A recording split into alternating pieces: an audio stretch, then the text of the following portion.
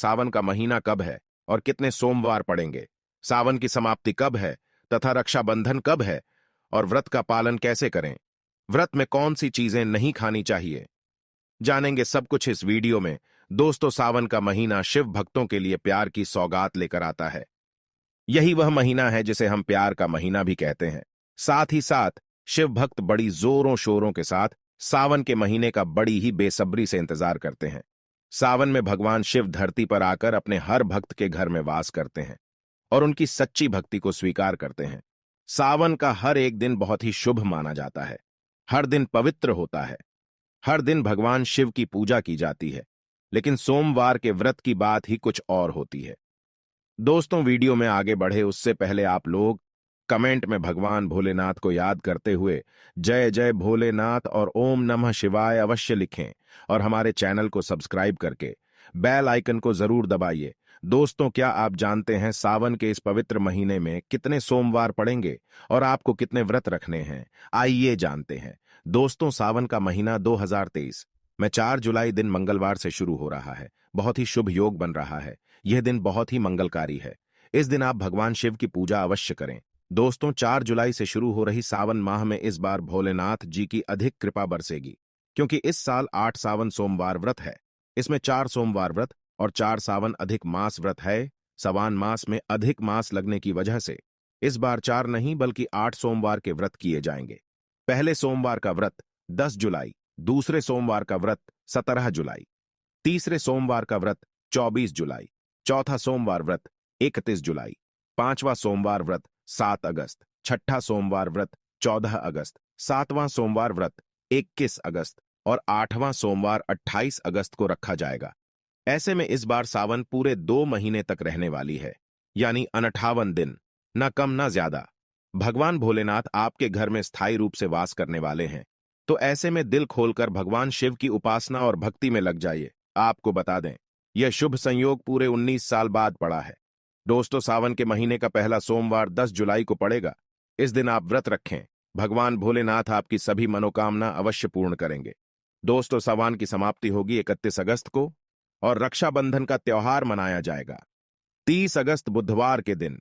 सावन की समाप्ति होने से एक दिन पहले रक्षाबंधन का पर्व मनाया जाएगा। दोस्तों, ऐसे में हम जानते हैं सावन के इस पवित्र महीने में कौन सी गलती नहीं करनी चाहिए जिससे कि शिव नाराज ना हो। और सावन व्रत में यह फल तो कभी मत खाना नहीं, तो भगवान भोले बाबा आपसे क्रोधित हो सकते हैं। आपका व्रत टूट सकता है। आइए जानते हैं कुछ ऐसी सावधानियां जिसे भूलकर भी नहीं करनी चाहिए। दोस्तों, नंबर 1, शास्त्रों में कहा गया है कि व्रतधारी को उधार मांगकर फल आदि नहीं खाना चाहिए। इससे पाप लगता है और व्रत अधूरा रह जाता है। सोमवार का व्रत हो या कोई भी व्रत क्यों ना हो, पड़ोसियों से मांगकर कभी भी व्रत आदि में फल वगैरह नहीं खाना चाहिए। व्रत में उधार मांगकर खाने से व्यक्ति का व्रत झूठा हो जाता है। ईश्वर की शरण में आने पर व्यक्ति को झूठ नहीं बोलना चाहिए, कर्ज नहीं लेना चाहिए, चुगली आदि नहीं करना चाहिए, उधार मांगकर भी नहीं खाना चाहिए। अगर आपको कोई अपनी मर्जी से खाने के लिए व्रत में कुछ देता है तो उसे आप खा सकते हैं, लेकिन व्रत में कम से कम उधार मांगकर फल आदि नहीं खाना चाहिए। इससे पाप लगता है और व्यक्ति की पवित्रता भंग हो जाती है। दोस्तों, नंबर 2, सोमवार का व्रत हो या सावन का व्रत, आपको नाशपाती नहीं खाना चाहिए। दरअसल इस फल का नाम न यानी नाश करने वाला होता है, इसीलिए इस फल को व्रत में नहीं खाना चाहिए। व्रत आदि को छोड़कर किसी और दिन आप कभी भी खा सकते हैं, लेकिन अगर जिस दिन आपका व्रत हो उस दिन नाशपाती का सेवन नहीं करना चाहिए। भगवान को भी नाशपाती नहीं चढ़ाना चाहिए। दोस्तों, नंबर 3, कुत्तू या सिंघाड़े का आटा खाने से भी आपका व्रत टूट सकता है। आपको बता दें, लंबे समय से रखा हुआ आटा आपका व्रत भंग कर सकता है। दरअसल पुराने आटे में घुन आदि कीड़ा वगैरह पड़ जाते हैं, जो ठीक तरह से दिखाई भी नहीं देती। ऐसा आटा खाने पर दरअसल आप मांस का सेवन करते हैं और व्रत में कीड़े खाना घोर पाप के बराबर माना गया है और आपका व्रत भी भंग हो जाता है। व्रत में ताजी आटा खाना चाहिए। लंबे समय से रखे हुए आटे में कीड़े पड़ जाते हैं, ऐसा कभी ना करें। व्रत हमेशा शुद्धता में ही रखना चाहिए। सावन का महीना बड़ा ही पवित्र महीना माना गया है, इसीलिए यह 5 चीजें भगवान शंकर के पास कभी ना रखे। तो चलिए जानते हैं। दोस्तों, नंबर 1, जहां रखा हो शिवलिंग या महादेव की कोई भी प्रतिमा, तो वहां पर भूल कर भी चप्पल जूते लेकर नहीं जाना चाहिए। जरा सोचिए जब आपके कमरे में कोई चप्पल लेकर प्रवेश करता है तो आपको कितना क्रोध आता है। इसी कारण महादेव आपसे नाराज हो जाते हैं और आपको मिलने वाला फल नष्ट हो जाता है। ऐसे में मंदिर में नंगे पांव ही प्रवेश करना चाहिए, क्योंकि चमड़े की चप्पल हमेशा अशुद्ध रहती है। इससे देवी शक्ति नाराज होती है। दोस्तों, नंबर 2, अक्सर महिलाओं को मासिक धर्म आ जाता है और वह बिना किसी को बताए पूजा पाठ कर लेती है, जो कि शास्त्रों में वर्जित माना गया है। इस समय महिलाओं को जानकर भी अनजान नहीं बनना चाहिए। अगर आपको मासिक पीड़ा है तो घर के बने मंदिर में या बाहर बने मंदिर में कभी प्रवेश नहीं करना चाहिए। इससे दैविक शक्तियां नाराज होकर आपसे क्रोधित हो सकती हैं। ऐसे समय में शिवलिंग को छूना घोर पाप के बराबर माना गया है। जरा सोचिए, ऐसी अवस्था में जब महिला को बुरा लगता है तो ईश्वर को कितना बुरा लगेगा। इसीलिए महिलाओं को ऐसी अवस्था में मंदिर यात्रा, घर में पूजा पाठ, भगवान की प्रतिमा को छूना या तुलसी में पानी भी नहीं डालना चाहिए। तुलसी का पौधा भी सूख जाता है जब देव शक्तियां नाराज होती हैं। घर में कंगाली और गरीबी लड़ाई झगड़े होने लगती हैं। ऐसा कभी मत करना। दोस्तों, नंबर 3, शास्त्रों में बताया गया है कि जहां शिवलिंग होता है वहां पर सभी शक्तियां सक्रिय रहती हैं। अगर घर में होता है शिवलिंग तो वह व्यक्ति महादेव की कृपा सदैव पा लेता है। वास्तुशास्त्र के अनुसार शिवलिंग से हर वक्त ऊर्जा का संचार होता है। इसीलिए शिवलिंग पर जलधारा हमेशा होनी चाहिए, जो ऊर्जा को शांत रखता है। कुछ लोग अपने घर में शिवलिंग तो रख लेते हैं, लेकिन वह 1 हफ्ते के बाद जल चढ़ाते हैं, जो कि बिल्कुल भी अच्छा नहीं माना जाता। अगर आप जल नहीं चढ़ा सकते तो आप अपने घर में शिवलिंग स्थापित कभी ना करें, जो कि गरुड़ पुराण में बताया गया है। इससे उल्टा घर में विनाश होता है। दोस्तों, नंबर 4, शास्त्रों में बताया गया है कि तुलसी और महादेव का बैर माना गया है। इसी कारण तुलसी में शिवलिंग और गणेश की प्रतिमा को नहीं रखा जाता। कई लोग जाने अनजाने में शिवलिंग को तुलसी में रख देते हैं और घर में परेशानियां आना शुरू हो जाती हैं। इससे महाशक्ति क्रोधित हो जाती है। शिवलिंग पर तुलसी भी नहीं चढ़ाना चाहिए। तुलसी में और शिवलिंग में कुछ दूरी होना चाहिए। दोस्तों, नंबर 5, घर का मंदिर या बाहर का मंदिर, किसी भी मंदिर में ऐसे व्यक्ति को प्रवेश नहीं करना चाहिए जिसने मांस खाया हो। अगर आप शारीरिक रूप से गंदे हैं तो मंदिर के आसपास भी नहीं जाना चाहिए। जरा आप ही सोचिए, क्या आप मांस खाकर भगवान के पास जाएंगे और क्या वह आपसे प्रसन्न होंगे? बिल्कुल भी नहीं। वह आपसे क्रोधित हो सकते हैं और आपसे नाराज हो जाएंगे। शास्त्रों में इसे घोर पाप माना गया है। इससे व्यक्ति नरक में जाता है। ऐसा दुष्ट स्वभाव मनुष्य के बर्बादी का कारण माना गया है। ऐसा ना करें। ईश्वर के सामने हमेशा नहा धोकर मन पवित्र लेकर ही जाना चाहिए। इससे सभी शक्तियां आपसे प्रसन्न रहती हैं। दोस्तों, सावन के महीने में महादेव को ऐसे बेलपत्र कभी मत चढ़ाना, बहुत ही अशुभ माना जाता है। दोस्तों, पौराणिक मान्यताओं के अनुसार बेलपत्र चढ़ाने से शिव जी का मस्तक शीतल रहता है। बेलपत्र से भगवान शिव की पूजा करने से दरिद्रता दूर होती है और व्यक्ति सौभाग्यशाली बनता है। इससे हनुमान जी भी प्रसन्न होते हैं, क्योंकि वह शिव जी के ही अवतार है। दोस्तों, पहले आप यह जानें कि बेलपत्र का उपयोग और इसके लाभ कैसे मिलते हैं। दोस्तों, नंबर 1, तीनों लोकों में जितने तीर्थ स्थल प्रसिद्ध हैं वे सभी तीर्थ स्थल बेलपत्र के मूल भाग में स्थित माने जाते हैं। इस बात को शायद ही कोई जानता हो। दोस्तों, नंबर 2, यदि बेल का वृक्ष घर के बीचों बीच या पूर्व दिशा में लगा हो तो घर में धन की कोई भी कमी नहीं रहती और परिजन खुशहाल रहते हैं। दोस्तों, नंबर 3, जो व्यक्ति बेल के वृक्ष के मूल भाग की गंध पुष्प आदि से ही पूजा अर्चना करता है उसे मृत्यु के पश्चात शिवलोक की प्राप्ति होती है। दोस्तों, आइए जानते हैं बेलपत्र से जुड़ी कुछ खास बातें।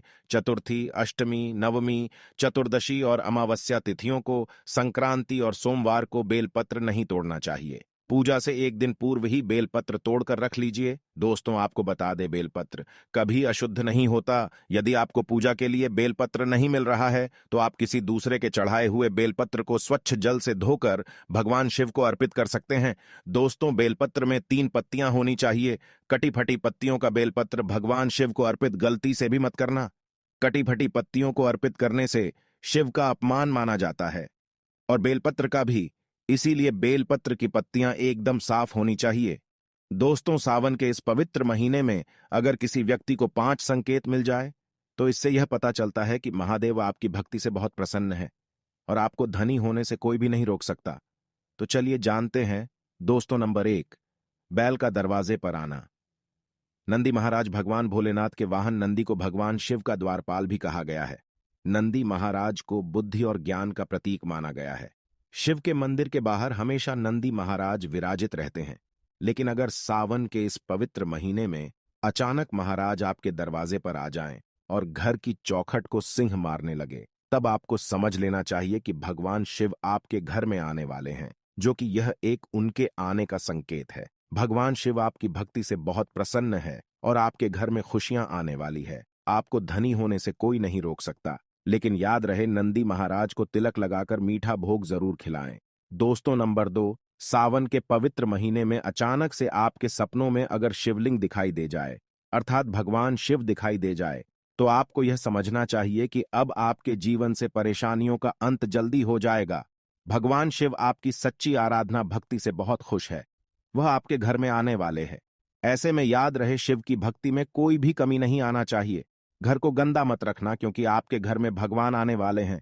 दोस्तों, नंबर 3, शास्त्रों के अनुसार माना गया है कि नीलकंठ भगवान शिव का प्रतीक है। अगर आपके घर में सावन के महीने में नीलकंठ छत पर आकर बैठ जाए तो उसे भूल कर भी मत भगाना, क्योंकि यह भगवान शिव का प्रतीक माना गया है। ऐसे में आपको खुश होना चाहिए, क्योंकि भगवान शिव आपकी भक्ति से बहुत खुश हैं। शास्त्रों में बताया गया है कि नीलकंठ अगर मनुष्य के घर पर आकर बैठ जाए तो साक्षात घर में महाशिव के आने के संकेत माने गए हैं। अब आपके बुरे दिन जाने वाले हैं। कहते हैं, श्री राम ने इस पक्षी के दर्शन करने के बाद ही रावण पर विजय प्राप्त की थी। दोस्तों, नंबर 4, सावन के पवित्र महीने में अचानक से घर में काला सांप निकल आए तो बहुत ही शुभ माना गया है। इसे बिल्कुल भी ना मारे। यह भगवान शिव के आने का संकेत है। जिनकी भक्ति से महादेव प्रसन्न होते हैं, तब महादेव किसी खास अवसर पर ही दर्शन देते हैं। सावन का महीना बहुत ही पवित्र महीना माना गया है। यही वह महीना है जिसमें भगवान शिव धरती पर आते हैं और उसी घर में अपना वास बना लेते हैं जो सच्चा भक्त होता है।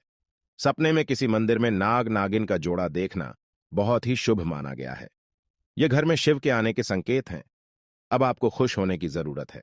दोस्तों, नंबर 5, सावन के शुभ अवसर पर सोमवार के दिन डमरू की आवाज, घंटियों की आवाज सुनाई दी जाए तो यह अत्यंत शुभ माना गया है।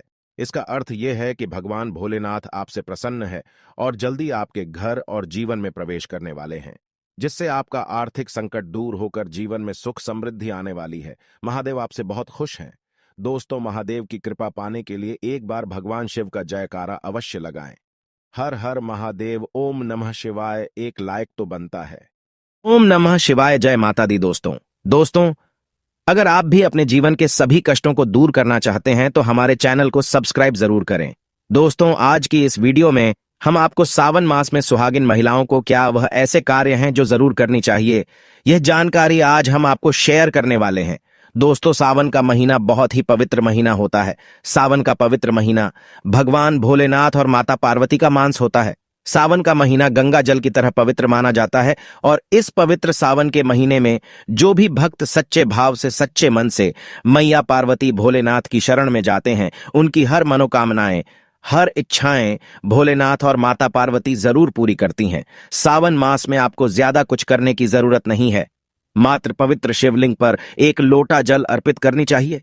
भगवान भोलेनाथ आपकी सभी संकटों को समाप्त करते हैं। शिव पुराण में बताया जाता है कि सावन के पवित्र महीने में घर परिवार में किसी एक व्यक्ति को एक तांबे के लोटे में जल भरकर और उसमें थोड़ा गंगा जल शिवलिंग पर चढ़ाने से भोले बाबा आपको धन से मालामाल कर देते हैं। क्योंकि सावन मास में भगवान शिव धरती पर आकर अपने हर भक्त के घर में वास करते हैं। अगर आपके पास समय ना हो तो घर में किसी भी महिला को एक लोटा जल अवश्य अर्पित करना चाहिए। वैसे तो भोले बाबा सच्ची भक्ति के भूखे हैं। वह कुछ नहीं मांगते। सच्ची भावना और सच्चे दिल से अगर आप उन पर जल भी अर्पित करते हैं तो महादेव आपके घर में अपना स्थान बना लेते। शास्त्रों के अनुसार कहा जाता है कि अगर आपके माता पिता नहीं है तो आप भगवान शिव को अपने माता पिता सच्चे हृदय से एक बार मांग कर देखिए। वह आपकी हर मुराद अवश्य पूरी करेंगे, क्योंकि शिव जगत पिता है। एक बार आप सच्चे हृदय की पुकार कर तो देखिए, फिर दौरे चले आएंगे। दोस्तों, अगर आप भोले बाबा से प्यार करते हैं तो सच्चे हृदय से कमेंट बॉक्स में लिखें ओम नमः शिवाय। भगवान शिव के लिए एक लाइक तो बनता है और हमारे चैनल को सब्सक्राइब करके बेल आइकन जरूर दबाइएगा। दोस्तों, सुहागिन महिलाओं के लिए सावन का महीना बहुत ही ज्यादा खास होता है और जैसा कि हम सभी जानते हैं कि सावन सोमवार व्रत जितना महत्व रखता है, उतना ही माता पार्वती के नियमित माता मंगला गौरी का व्रत हम सावन मास में करते हैं। उन्हें प्रसन्न करने के लिए अपने जीवन में हमेशा सौभाग्य बना रहे, ऐसी कामना से सुहागिन महिलाएं मंगला गौरी का व्रत सावन मास में जरूर कर। दोस्तों, सावन मास में माता पार्वती की उपासना से आपके जीवन में सुख सौभाग्य बना रहता है। पति की उन्नति तरक्की, उनकी आयु दीर्घायु होती है, संतान सुख की प्राप्ति होती है, घर में सुख समृद्धि बनी रहती है। दोस्तों, सावन के मास में सभी भगवान भोलेनाथ माता पार्वती की शरण में रहते हैं, लेकिन सुहागिन महिलाओं के लिए कुछ ऐसी कार्य है जो पति की उन्नति तरक्की के लिए उन्हें जरूर करनी चाहिए। दोस्तों, आज हम आपको एक एक करके उपाय बताने वाले हैं। संपूर्ण जानकारी के लिए वीडियो को अंत तक जरूर देखिएगा। सबसे पहले, श्रावण मास में सुहागिन महिलाओं को क्या करना चाहिए, आइए जानते हैं। दोस्तों, सावन मास में भोलेनाथ की पूजा आराधना के साथ साथ माता पार्वती की पूजा आपको हर रोज करनी चाहिए, वह भी पूरे सावन मास करें। आप कोई व्रत करें या ना करें, लेकिन हर रोज माता पार्वती को अगर सावन मास में आप सिंदूर और एक लाल फूल भी अगर अर्पित कर देते हैं तो आपके सुहाग की माता हमेशा रक्षा करती है। किसी भी प्रकार की अगर पति के स्वास्थ्य संबंधी समस्या है तो आपको यह कार्य तो जरूर ही करना चाहिए। दोस्त, माता को एक लाल फूल अर्पित करें। रोजाना गुड़हल का फूल हो तो बहुत ही अच्छा रहेगा, और लाल सिंदूर रोज माता को अर्पित करें और फिर अपनी मांग में भी जरूर भरी। यह तो आपको करना ही करना चाहिए और यह उपाय सभी के लिए है। दोस्तों, आप जानते हैं दूसरा कार्य सावन के महीने में आपको और हर सभी सुहागिन महिला को यह जरूर करना चाहिए। देखिए दोस्तों, यह सावन में हरियाली का महत्व, बारिश का मौसम भी होता है।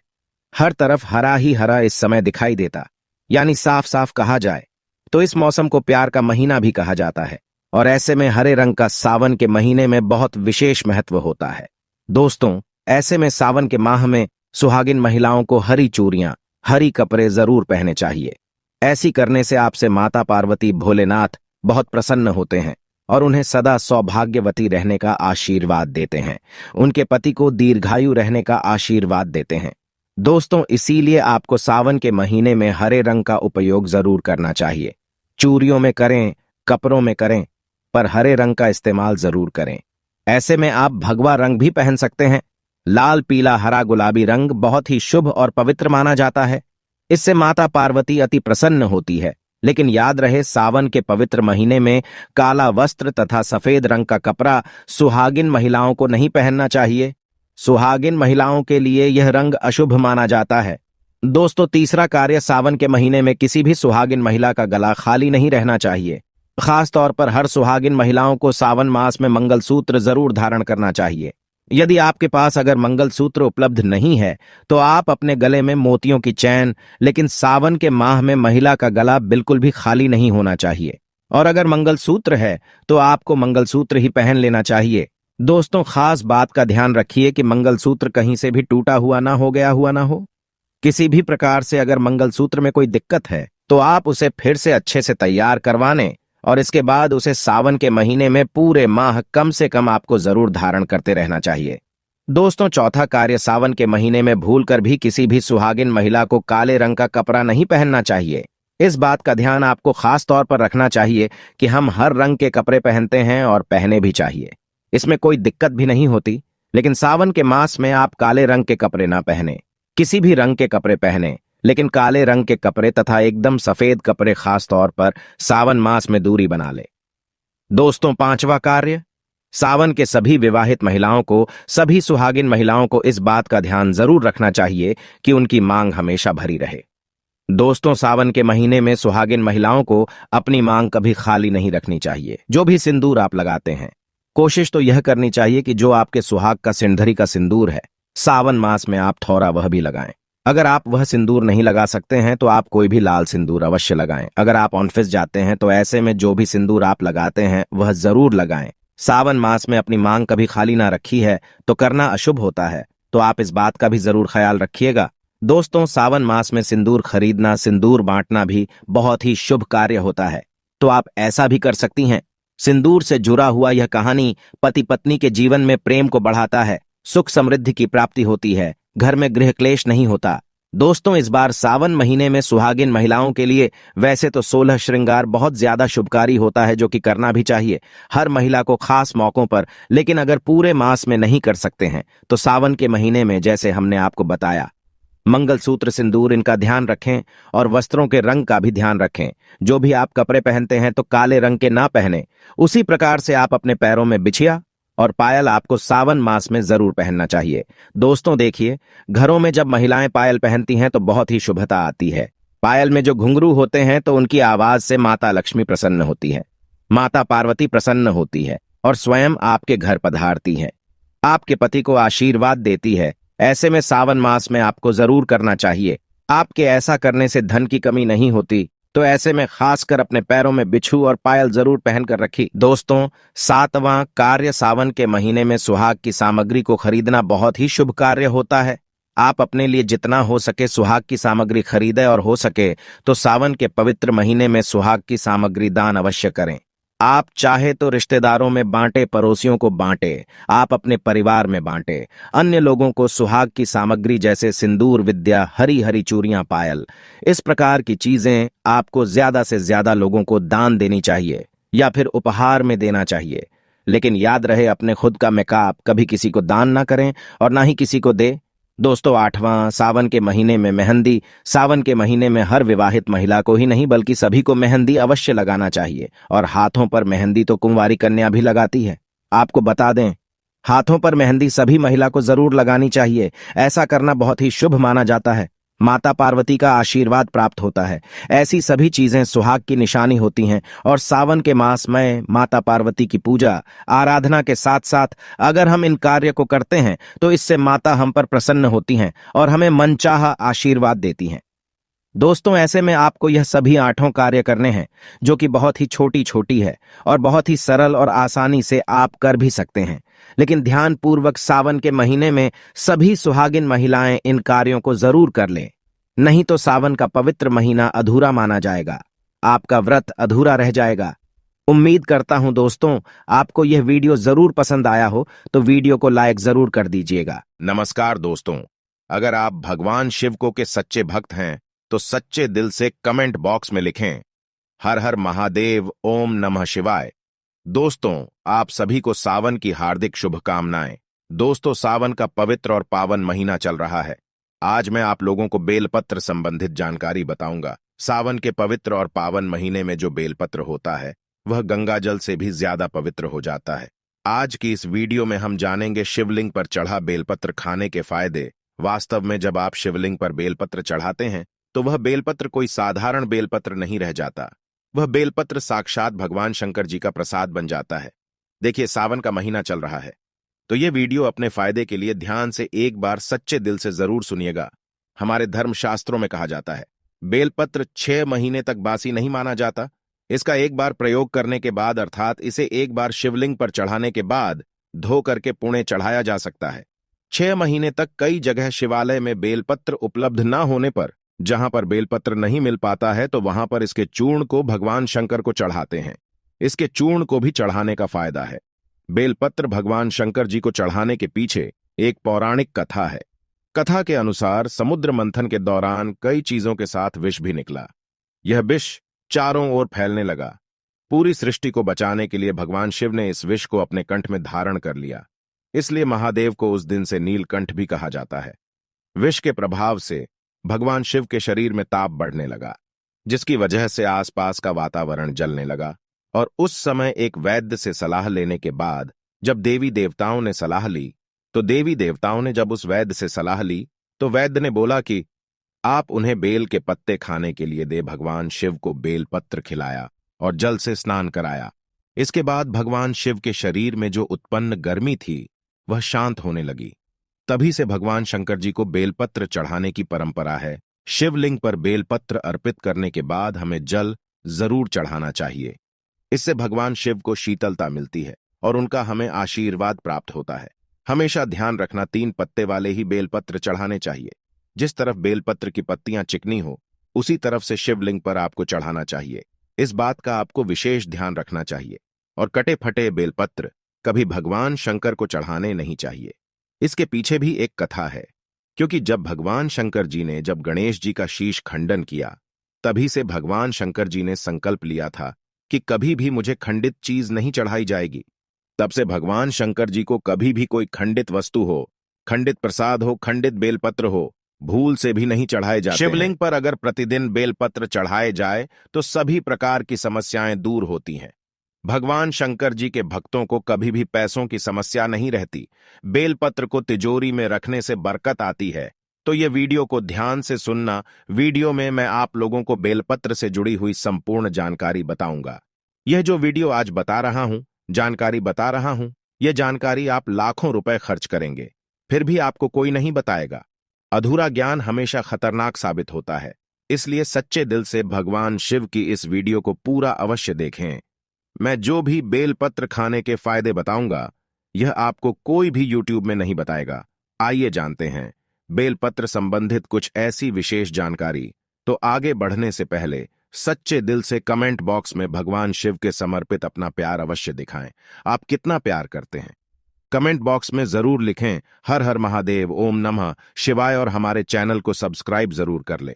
एक लाइक तो बनता है। तो जो बेलपत्र है कुछ समय में नहीं तोड़ना चाहिए। कुछ ऐसी विशेष तिथि जिसमें बेलपत्र नहीं तोड़ना चाहिए। तो हमारे धर्मशास्त्र कहते हैं बेलपत्र को हमेशा चतुर्थी, अष्टमी, नवमी, 10वीं, चतुर्थी, अमावस्या और पूर्णिमा और जो संक्रांति है, इस तिथि में बेलपत्र को कभी भी नहीं तोड़ना चाहिए। और यह भी कहा जाता है सोमवार के दिन बेलपत्र को कभी भी नहीं तोड़ना चाहिए। ऐसे में जब सावन का पहला सोमवार पड़े तो यह बात जरूर गांठ बांध लें। इस सोमवार आने से पहले बेलपत्र घर में जरूर लाकर रखें। इसमें शिवजी का खासकर सोमवार के दिन वास माना जाता है, क्योंकि बेलपत्र के संपूर्ण हिस्से में भगवान शंकर जी का वास माना जाता है। इसके मूल में इस सीजन में ब्रह्म का वास होता है और इसके मध्य भाग में भगवान विष्णु जी का वास माना जाता है। और जितनी भी इनकी बेलपत्र की पत्तियां हैं, इसमें महाशक्ति का वास माना जाता है। इसलिए ध्यान रखना कि कभी भी सोमवार के दिन बेलपत्र नहीं तोड़ना चाहिए। चाहे सोमवार के व्रत हो, यह सावन सोमवार हो, बेलपत्र आप पहले से तोड़कर रख लो। दोस्तों, इसके अलावा प्रतिदिन दोपहर के बाद भी बेलपत्र नहीं तोड़ना चाहिए। ऐसा हमारे धर्मशास्त्रों में लिखा है और आप तोड़ते हैं तो इससे पाप लगता है। बेलपत्र की उत्पत्ति कैसे हुई, आइए जानते हैं। तो स्कंद पुराण के अनुसार एक बार माता पार्वती के पसीने की कुछ बूंदें आंचल पर्वत पर जा गिरी। इससे वहां एक पौधा उगा जो बाद में बेलपत्र के नाम से जाना जाने लगा और बेलपत्र के रूप में यह पूजनीय हो गया। तो इस वीडियो में जानते हैं दर्शकों बेलपत्र खाने के फायदे। बहुत ही सुंदर वीडियो है, बहुत ही यूजफुल जानकारी है। आप जब बेलपत्र को भगवान शंकर जी की शिवलिंग पर चढ़ाते हैं तो वह बेलपत्र एक बेलपत्र नहीं रह जाता, बल्कि वह एक भगवान शंकर जी का प्रसाद बन जाता है, जो कि आधी बीमारी को दूर करने में, आपकी पीड़ा को हरने में, जीवन में चल रही समस्याओं को दूर करने में बांध और भगवान का प्रसाद बन जाता है। वह आपके लिए अमृत जैसा बन जाता है। तो शिवलिंग पर नीत आप बेलपत्र चढ़ाते हैं, तो शिवलिंग पर चढ़ा हुआ बेलपत्र खाने से क्या फायदा मिलता है, आइए जानते हैं। तो शिवलिंग पर चढ़ा हुआ बेलपत्र खाने से शरीर के सभी प्रकार के रोग दूर हो जाते हैं। शरीर के जितने भी रोग होते हैं, यह अगर आप बेलपत्र खाते हैं तो आप रोगों से बचे रहते हैं। बात दोष, पितृदोष, काप्रदोष, ये तीनों प्रकार के दोष कहे गए हैं। इन दोष से संपूर्ण रोग उत्पन्न होते हैं। तो सभी प्रकार के रोगों से आप इनका नित्य सेवन करते हैं। केवल बेल के पत्र की एक ही पत्ती बस खा लेते हैं सुबह शाम, तो कई प्रकार की बीमारियों से आप बचे रहेंगे। शरीर से पाप मिट जाता है, क्योंकि शिवलिंग पर चढ़ा हुआ होने के कारण यह सिद्ध हो जाता है। तो जो लोग गौ हत्या जैसे पाप से भी परेशान हैं, जिन लोगों को गौ हत्या जैसे पाप लग गया है, भयंकर से भयंकर अनजाने में पाप हो गया हो, और वह चाहते हैं कि वह पाप का पश्चाताप कर ले, तो कम से कम ज्यादा नहीं तो 2 बेलपत्र का सेवन जरूर करना चाहिए। इससे शरीर का पाप मिटता है।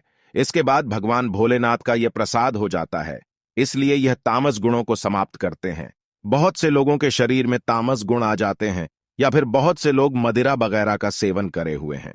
मटन, चिकन आदि कई प्रकार के जो कहे गए हैं चीजों का सेवन करके बैठे होते हैं, तामसिक चीजों का सेवन करके बैठे होते हैं।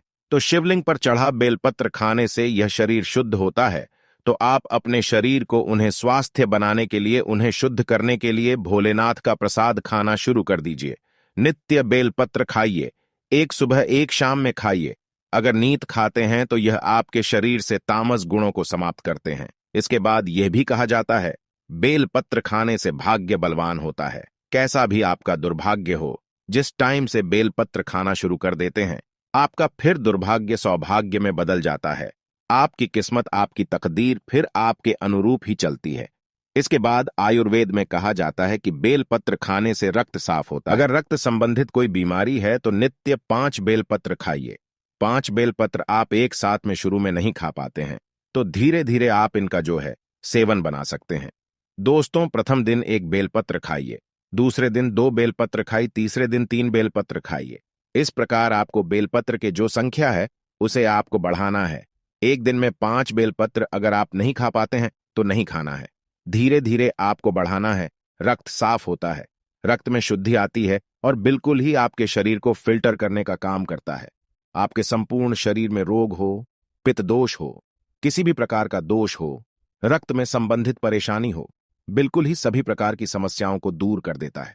इसके बाद बेलपत्र नित्य खाने से केवल 1 ही महीने तक बेलपत्र नित्य भगवान शंकर जी की शिवलिंग पर चढ़ा हुआ खाते हैं तो इससे इच्छा की पूर्ति होती है। कोई भी आपकी इच्छा हो वह इच्छा पूर्ण हो जाती है, मन भक्ति में लगता है, मन हमेशा शांत रहता है। जैसे भगवान शंकर जी का आप चाहते हैं कि मन आपका भक्ति में लगे, मन हमेशा शांत रहे, तो शिवलिंग पर चढ़ा बेलपत्र खाने से मन भक्ति में लगता है, मन हमेशा शांत रहता है। मन में जो चिड़चिड़ापन है, छोटी छोटी बातों पर गुस्सा आ जाता है, चिड़चिड़ापन रहता है, तो वह दूर हो जाता है। इसके बाद इसका सेवन करने से सांसारिक भोग समाप्त होने लगता है। आपका जो सांसारिक भोग है, किसी भी प्रकार का जो सांसारिक भोग है, वह उसी घड़ी समाप्त हो जाता है, मन में काम नहीं रहती। दोस्तों, जो बात नहीं बताई जाती वह बात भी मैं आप लोगों को भी बता रहा हूं। इस वीडियो में शिवलिंग पर चढ़ा बेलपत्र खाते हैं तो बड़ी से बड़ी साधना आपके लिए छोटी हो जाती है। यदि आपका बच्चा बात नहीं मानता, पढ़ाई में मन नहीं लगता, माता पिता को मारता है, झगड़ा है, जिद करता, रात में रोता है, चिल्लाता है, नजर बार बार लगती है, मन उसका शांत नहीं रहता, तो लगातार 4 सोमवार तक शिवलिंग पर चढ़ा बेलपत्र उसके मस्तक पर रखे। बच्चे का विकास बहुत अच्छे होता है और भगवान शिव की कृपा से ऐसे बालक माता पिता की किसी भी बात का उल्लंघन नहीं करते। ऐसा बालक भगवान शिव की तरह ही भोला हो जाता है, शांत हो जाता है। लेकिन शिवलिंग पर बेलपत्र उठाने से पहले भगवान शिव से आशीर्वाद अवश्य ले लें और अपने बच्चे का नाम भी अवश्य दें। दोस्तों, 21 दिनों तक कोई भी व्यक्ति अगर बेलपत्र खाए तो व्यक्ति का दुर्भाग्य दूर होकर के सौभाग्य में बदल जाता है। यहां तक कि अगर आपको 9 ग्रह की पीड़ा है, आप में से अधिकतर ऐसे लोग हैं जो कि परेशान हैं, राहु है, केतु है, इस प्रकार के जो नीच ग्रह कहे गए हमेशा पीड़ित रहते हैं, तो आप 9 ग्रह की पीड़ा से परेशान हैं, कोई नहीं सूझ रहा है, काफी सारा पैसा खर्च करते हैं, आप यज्ञ हवन करवाते हैं, फिर भी पीड़ा दूर नहीं हो पाता, तो केवल शिवलिंग पर चढ़ा बेलपत्र नित्य आपको 5 खाना शुरू कर देना है। ज्यादा मत खाइए, आपको ज्यादा दिनों तक नहीं खाना है, केवल आप 1 सप्ताह तक खा करके देखिए। आप जिस टाइम खाएंगे उसी टाइम से आपके 9 ग्रह की पीड़ा दूर होना शुरू हो जाएगी। दोस्तों, इसके बाद यह दैनिक पीड़ा को दूर करता है। कोई देवी देवता की कुदृष्टि लगी हो, आपके जीवन में जो परेशानी डाल रहा हो, कभी कभी हमारे घर के देवी देवता ही हमारा नुकसान करते हैं, जिसे हम कुल के देवी देवता बोल सकते हैं। तो कोई देवी देवता की पीड़ा आपको सता रही हो, वह पीड़ा दूर होती है। शरीर की पीड़ा दूर होती है। शरीर की पीड़ा में बहुत सारी समस्याएं आ जाती हैं, कई प्रकार के रोग आ जाते हैं, तो शरीर की पीड़ा भी दूर होती है, सारे कष्ट भी मिटते हैं। आपके शरीर में किसी भी प्रकार का कष्ट हो, वह कष्ट मिटा है। दोस्तों, अंतिम बात बताना चाहूंगा, अगर नीत शिवलिंग पर चढ़ा बेलपत्र सामर्थ्य अनुसार खाइए।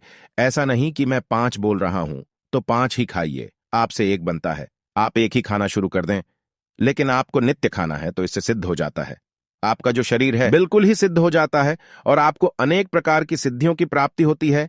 आपके शरीर में पुण्य इतना बढ़ जाता है कि आप जो शब्द बोलते हैं वह शब्द लगने लगते हैं, शरीर में वाक्य सिद्धियां आ जाती हैं। तो आपने देखा, शिवलिंग पर चढ़े बेलपत्र खाने के इतने चमत्कारिक फायदे हैं और यह भी कहा जाता है, हमारी आयुर्वेद में अगर पेट से जुड़ी समस्या है तो अगर शिवलिंग पर चढ़ा बेलपत्र नित्य खाते हैं, रोजाना सेवन करते हैं, तो पेट से जुड़ी गंभीर समस्याएं भी दूर हो जाती हैं और यह हमारे डाइजेशन सिस्टम को मजबूत बनाती है। साथ ही जैसे कब्जी है, पेट में गैस बनती है, दर्द की समस्या बनी रहती है, तो शिवलिंग पर चढ़ा बेलपत्र खाना शुरू कर दें।